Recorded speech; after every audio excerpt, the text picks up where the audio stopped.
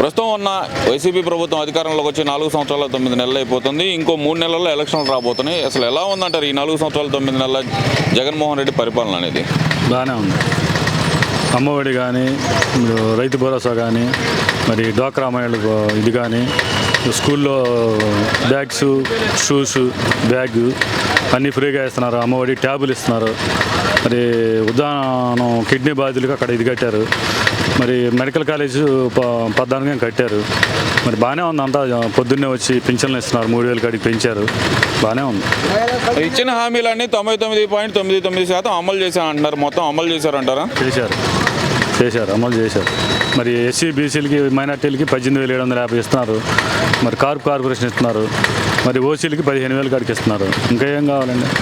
అంటే ఇచ్చిన హామీల్లో ప్రధానమైన హామీ ముఖ్యంగా చూస్తే మద్యపాన నిషేధం, అలాగే ధరలు పెరగకుండా నియంత్రణ చేస్తా అని, వీటిలో ఏదైనా అమలు జరిగిందంటారా? ధరలు పెరగకుండా అంటే ఇప్పుడు మధ్యవర్తి వాళ్ళు ధరలు పెంచితే తాకుండా ఉంటారని పెంచారు.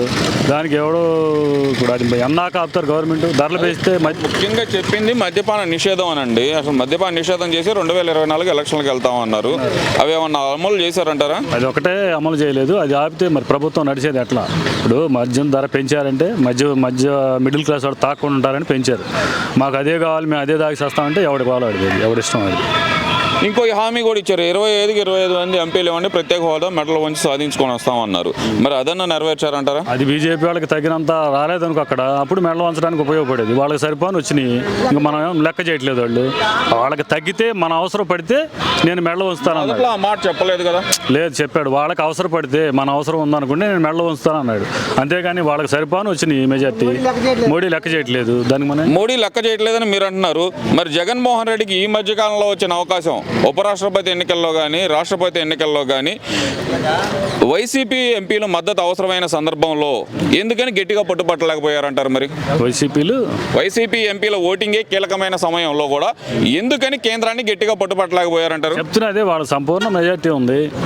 రాష్ట్రపతి ఉపరాష్ట్రపతి ఎలక్షన్ల సందర్భంలో వైసీపీ ఎంపీల ఓట్లే 22 ఓట్లే కీలకమైన సందర్భంలో కూడా, ఈ ఓట్లు ఎటుబడితే అటు గెలిచే సందర్భంలో కూడా ఎందుకని మన రాష్ట్రం డెవలప్ కావాలంటే వాళ్ళతో తగాదు పెట్టుకుంటూ రావు కదా.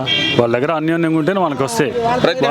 ప్రత్యేక హోదా వస్తే 10,000 కోట్లు తెచ్చాడండి. మన వాళ్ళతో అనుకూలంగా ఉండబట్టే ఇచ్చింది. లేకపోతే ఎవరుగా వాళ్ళతో ఇప్పుడు కేసీఆర్ తగాదు పెట్టుకున్న వాళ్ళకి ఏమి ఇచ్చారా? మరి గొడవ పెట్టుకుంటే రావు కదా. వాళ్ళతో అన్యాయంగా ఉండి మనం డెవలప్ చేసుకుంటేనే ఉపయోగపడుతుంది అని చెప్పి పోలేదు. అది ఇప్పుడు 14,000 కోట్లు తెచ్చారు అంటున్నారు. ఆ 14,000 కోట్లు కూడా గతంలో ఏదైతే విభజన హామీ సందర్భంగా ఇవ్వాల్సిన డబ్బులే తప్పితే ఎక్స్ట్రా ఏమన్నా సాధించగలిగారా రాష్ట్రానికి? ఎందుకు తేలా? తెచ్చారు కదా. అంతకుముందు ఏం తెచ్చారు వాళ్ళు? ఇప్పుడు టీడీపీ గవర్నమెంట్ 5 సంవత్సరాలు ఏం తేలేదు కదా. వీళ్ళు తెచ్చారుగా.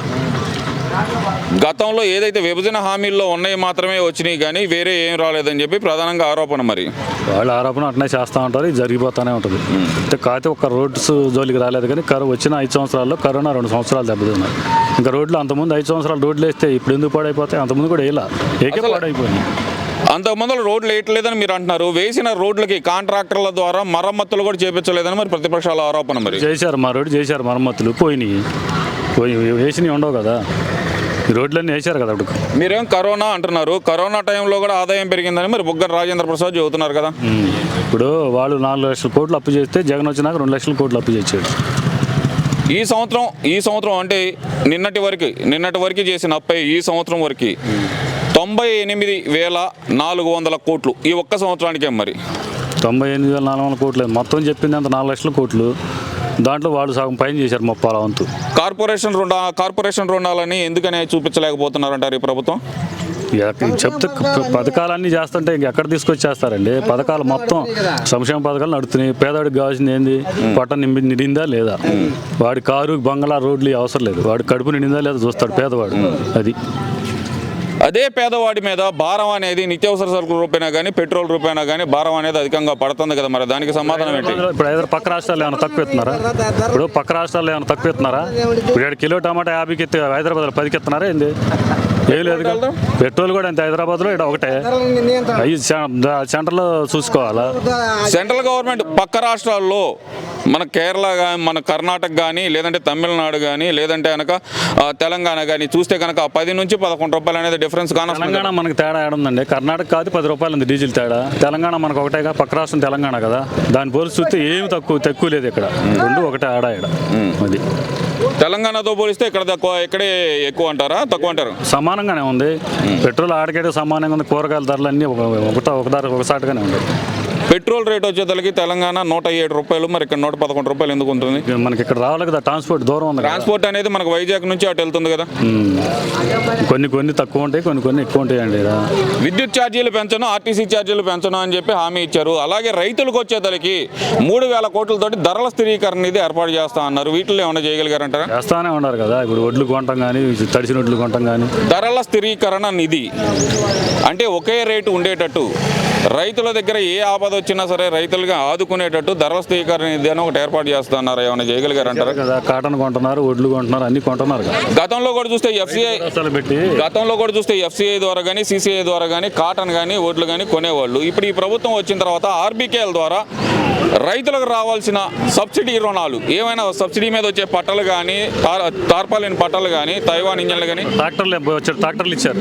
మరి గతంలో చూస్తే కనుక ఒక వ్యక్తి యూనిట్గా ట్రాక్టర్ ఇచ్చేవాళ్ళు. ఈ రోజు 10 మంది యూనిట్గా చేసి ట్రాక్టర్ ఇవ్వటాన్ని అసలు ఎలా చూడొచ్చు అంటారు? ఊరికి ఇచ్చారు. ఇంతకుముందు ఒకరికి ట్రాక్టర్ ఎవరికి ఇలా, మాకు ఇలా ఎవరికి, మా ఊళ్ళో ఇలా. ఇప్పుడు వైసీపీ గవర్నమెంట్ వచ్చినా ఈ గవర్నమెంట్లో ట్రాక్టర్ వచ్చింది.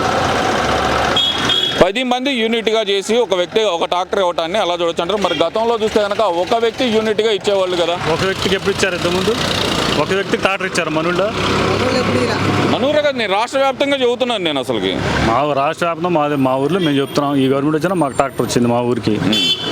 అది మరి ఆర్బీకే కేంద్రాల ద్వారా ఏదంటే కనుక ఏదైతే సహకార సంఘాల ద్వారా కానీ రావాల్సిన రుణాలు, ఏదైతే కనుక తార్పాలిన్ పట్టాల మీద సబ్సిడీలు కానీ, డ్రిప్ ఇరిగేషన్ పైపుల మీద సబ్సిడీలు కానీ ఇవన్నీ అందుతున్నాయి అంటారా? ఇచ్చారు. డ్రిప్ ఇరిగేషన్ పైపులు ఇచ్చారు మా ఊరు, తీసుకున్నారు. టార్పాలిన్ పట్టలు, తైవాన్ ఇంజన్ రాలేదు కానీ ఇచ్చారు పైప్స్. ఈ ధరల స్థిరీకరణ నిధి గురించి అసలు ఏం చెబుతారు మీరు? అది కేంద్రం అసలు మాకేముంది అన్న. ధరల స్థిరీకరణ నిధి అనేది రాష్ట్రమే అన్న పెట్టేది, కేంద్రం కాదు. మీరు చెప్తారా? రండి మాట్లాడతాడు.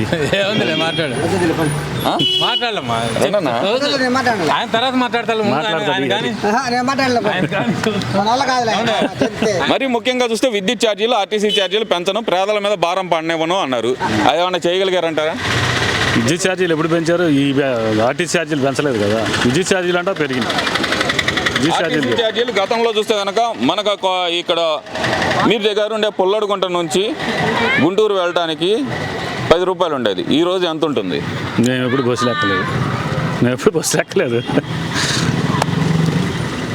సరే, ఇవన్నీ తీసి పక్కన పెడితే కనుక, ఇవన్నీ తీసి కాసేపు ఇంతకుముందు 200 అండి కూలికి వెళ్తే 300 ఇచ్చేవాళ్ళు. ఇలా 700 కూలి, 700 అండి కూలి. అలా అప్పుడు 300, ఇలా 700 అన్నీ పెరుగుతాయి. పెరగకుండా ఎట్ట వస్తాయి? అట్ట కాదండి. 300 కూలి ఎప్పుడు, ఇవాళ 700, 800, 10 రూపాయలు రావట్లేదు మనిషి. ఇప్పుడు మీరు అన్ని రుణాలు ఇస్తున్నారన్నారు. ఎస్సీ, ఎస్టీ, బీసీలకు అందరికీ మీరు 18,700 ఇవన్నీ ఇస్తున్నా అన్నారు. ఎస్సీ కార్పొరేషన్ నిధుల ద్వారా కానీ, ఎస్సీ కార్పొరేషన్ ద్వారా కానీ రావాల్సిన మినీ స్కేల్ ఇండస్ట్రీస్ వాళ్ళకి కానీ వీళ్ళకి కానీ రావాల్సిన రుణాలు ఏమైనా అందుతున్నాయి అంటారా? అందుతాయండి. అందుకోండి అన్న, నువ్వు మాట్లాడన్నా. మాట్లాడు.